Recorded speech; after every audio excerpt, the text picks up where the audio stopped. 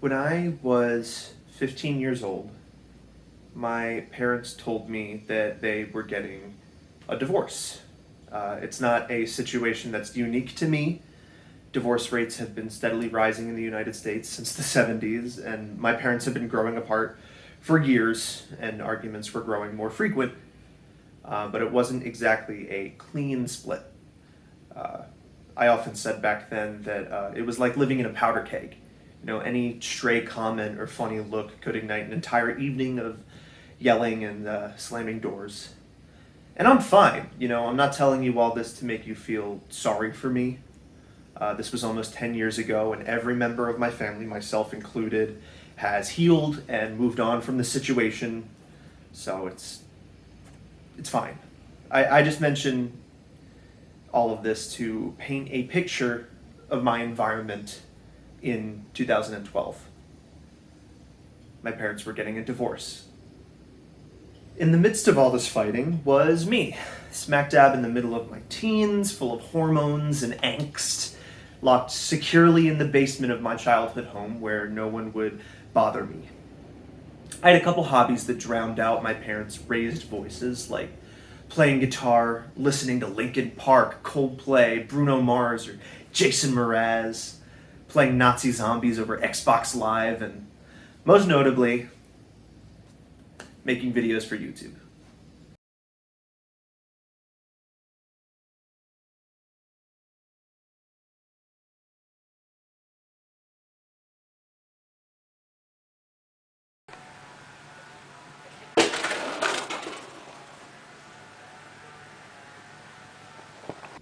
I made dozens of these things, and I started at a very young age, and almost none of them were good.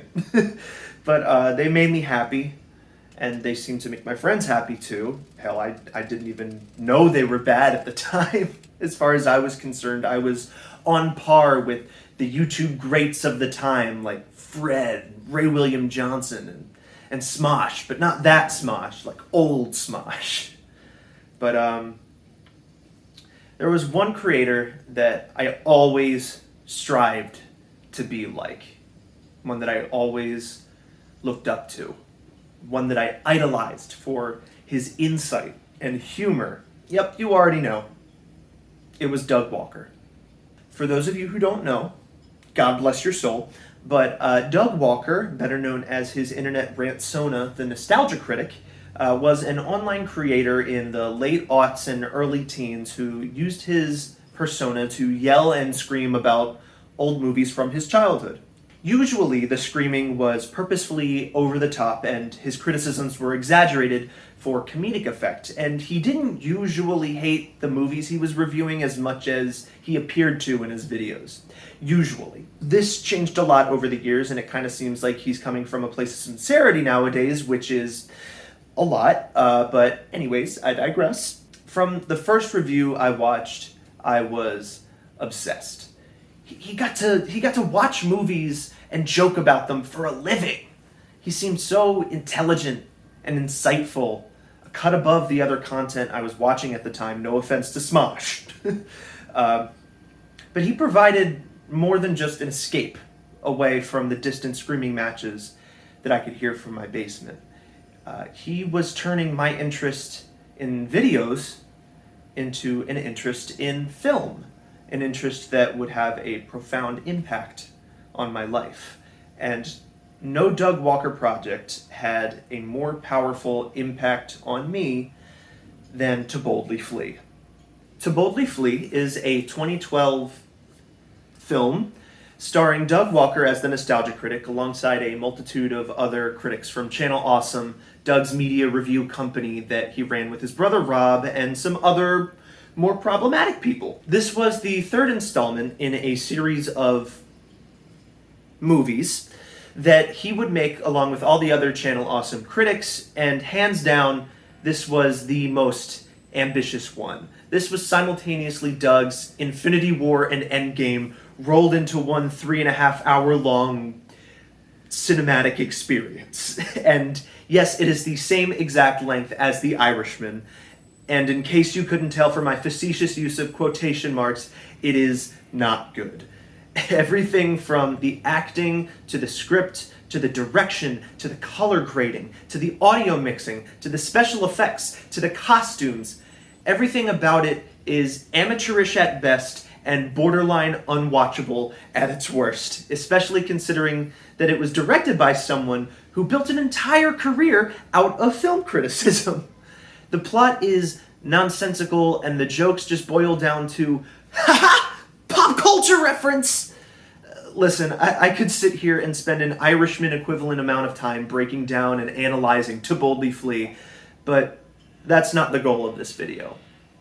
All you need to know about To Boldly Flee is that it's bad and that in the year 2012, I loved it. In my eyes back then, To Boldly Flee represented someone I idolized taking a huge risk and making something ambitious. I didn't think it was the greatest film ever, but I certainly appreciated the effort he appeared to put into the project, regardless of the outcome. I can't believe I'm saying this sentence, but I was deeply inspired by Doug Walker's To Boldly Flee. So inspired that it fueled me to finish making a film of my own. As I mentioned earlier, in 2012, I was deeply hormonal, full of angst, looking for an escape, and newly interested in film. All of these variables, mixed in with a bit of being bullied at school and just a pinch of incel ideologies, culminated in me writing and directing my first proper short film, a dramedy called Just Perfect.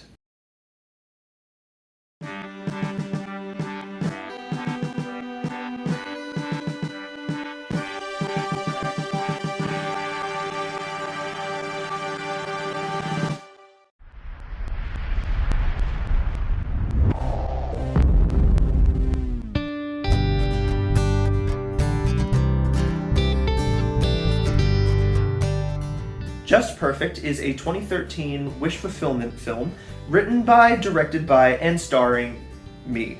The plot of the movie is that I'm an awkward teen heartthrob and every other character secretly wants to be with me.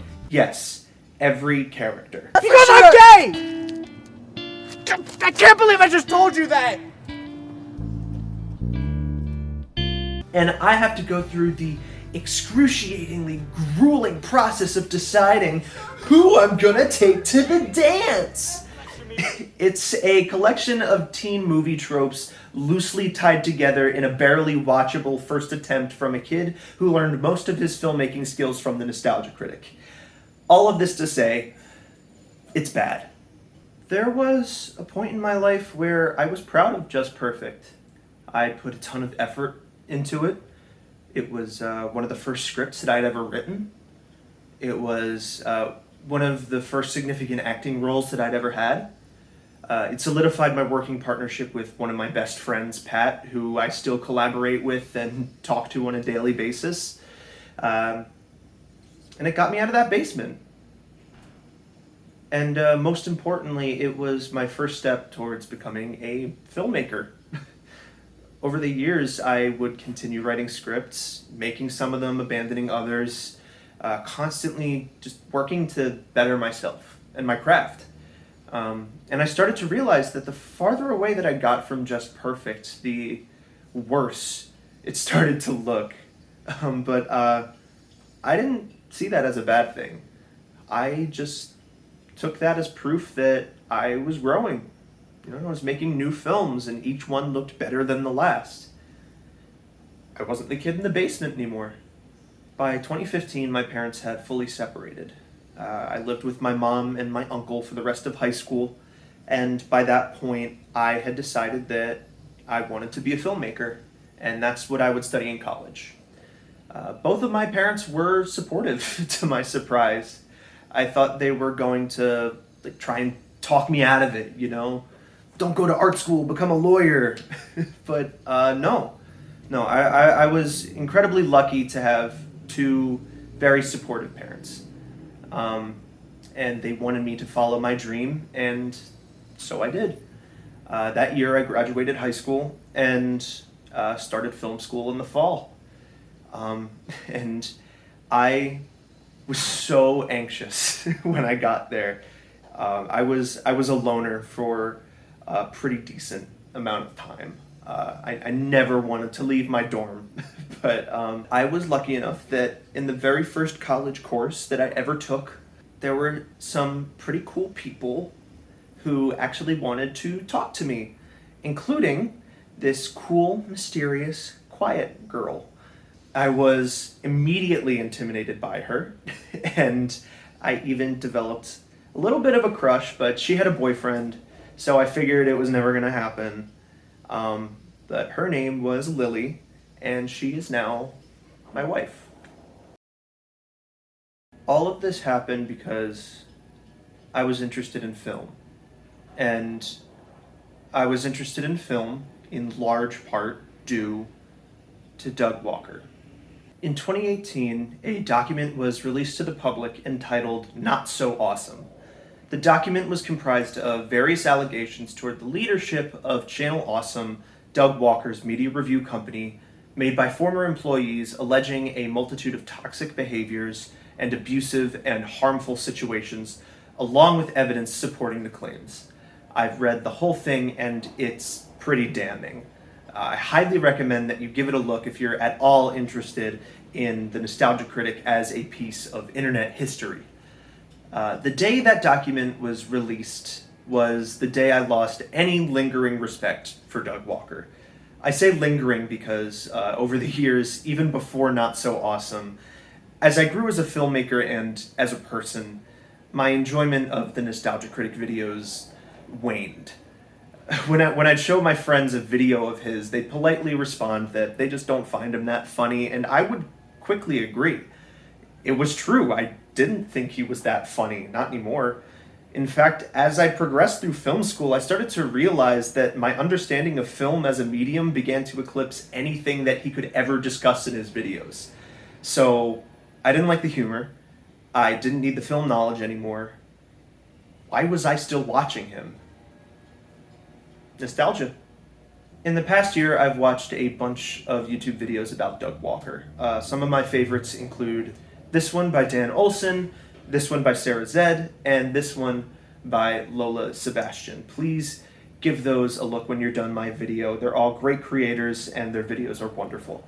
The links will be in the description. And I love these videos. Doug deserves all the hate that he gets. He ran a company that enabled some truly awful, horrendous behavior, and he doesn't deserve anyone's sympathy or praise. He's not talented, and he's shown no signs of improvement or growth as a filmmaker or as a person over the last decade.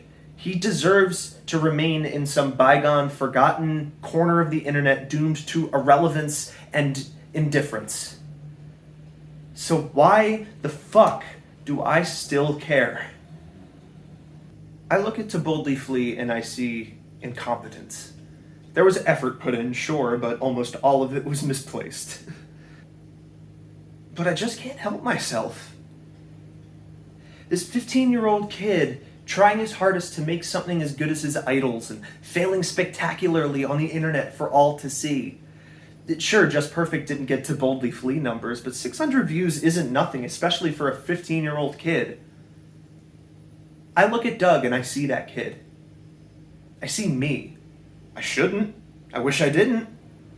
But I do. He's this over-eager man-child who cares way too deeply about really niche movies and shows. He reads way too far into things and his criticism suffers as a result. People rag on him all the time for not being funny and not being talented. Don't get me wrong, I don't feel sorry for him at all. But I'll be damned if that doesn't sound like an exact description of me when I was a teenager. I think there's always going to be some small part of me that is grateful to Doug Walker for helping me become the person I am today. That's one of the worst sentences I've ever uttered, but there it is. Fuck you, Doug Walker, and thank you.